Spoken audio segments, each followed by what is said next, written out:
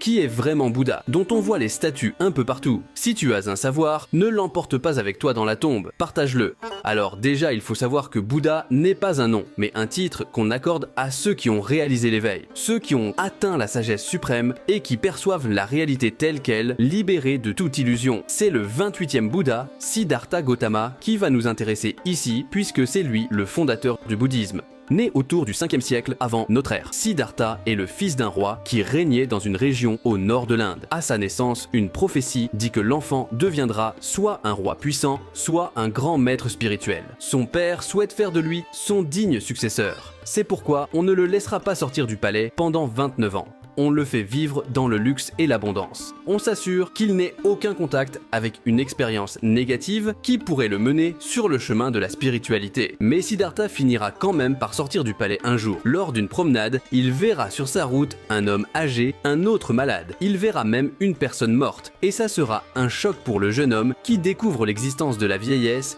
des maladies, de la mort. Tout ça, on lui avait caché. Il ressort de cette expérience profondément bouleversé, prenant conscience que lui aussi allait vivre tout ça un jour. Sur le chemin du retour, il rencontre un ascète. Et en voyant cet homme, il se dit qu'une autre voie pourrait exister. Il décide alors de quitter le palais, il abandonne ses richesses et commence sa quête spirituelle. Pendant 6 ans, il va s'imposer un jeûne très dur pour progresser dans le domaine spirituel. Ce jeûne est si éprouvant qu'il n'était pas loin d'en mourir. Il va donc l'arrêter en voyant que cela ne lui a pas permis d'atteindre l'éveil. Il va alors s'asseoir sous un figuier et jurer qu'il ne se relèverait pas tant qu'il n'aurait pas atteint la vérité ultime. Le démon de la mort, Mara, tentera de détourner son attention, mais sans succès. Il poursuivra sa méditation jusqu'à atteindre l'éveil. Les clés de la compréhension du monde s'offrent à lui et il devient donc un Bouddha. Lors de son premier sermon, il présente à ses disciples ces 4 nobles vérités qui sont les fondements du bouddhisme. La première vérité énonce que la vie est souffrance et insatisfaction.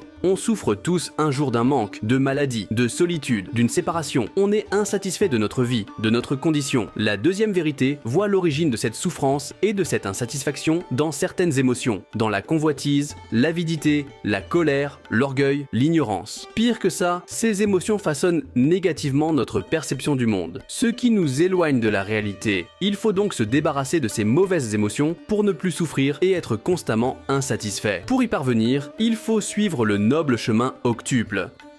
Bouddha passera le reste de sa vie à partager son savoir dans le centre de l'Inde. C'est ici que se termine son histoire. Si tu veux continuer à améliorer ta culture générale rapidement, abonne-toi à Astral.